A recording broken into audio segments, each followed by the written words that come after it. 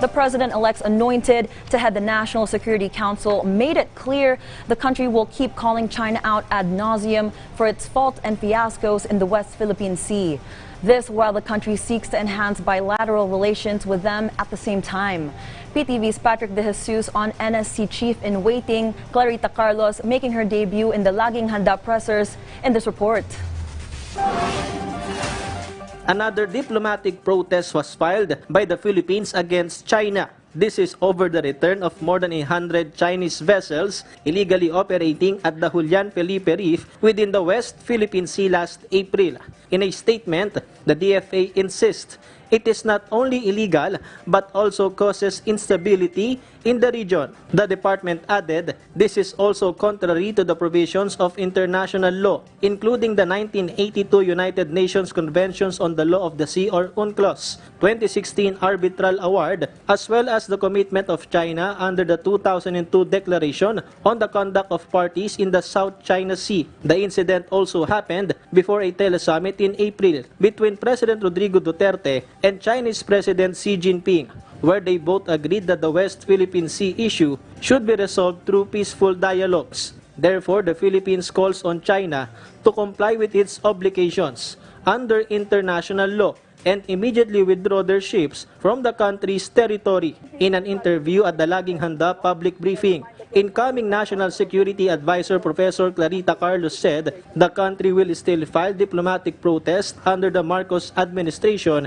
if necessary. President-elect Bongbong Marcos previously said that the country's rights in the West Philippine Sea should be stressed based on the Hague ruling. We will continue to file diplomatic protests, no? Never mind that we're filing 10,000 of them, but we will continue to do bilateral and multilateral talks with China and other powers. Meanwhile, Carlos welcomed her appointment by Marcos. The retired UP political science professor emphasized that she is qualified for the said position due to her length of experience in the field of geopolitics, where she also served as the president of the National Defense College of the Philippines. As the next National Security Advisor, Professor Carlos also wants to focus on human security or the welfare of every citizen without disregarding the military aspect. Ulit ko, ang national security po ay hindi lamang tungkol sa mga military engagements at tungkol sa mga bagay sa labas ng ating karagatan, beyond our shores. It is really about human security, energy security, food security, and the like.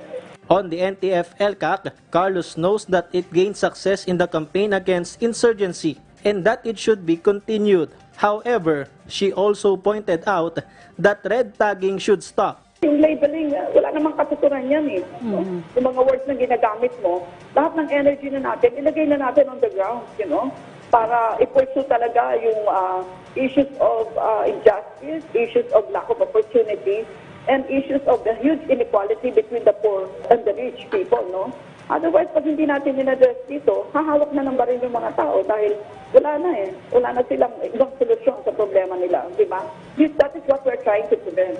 In a text message to PTV News, incumbent NSA Secretary Hermogenes Esperon Jr. confirmed that the schedule for a transition briefing with Carlos is being prepared. Patrick De Jesus for The Nation.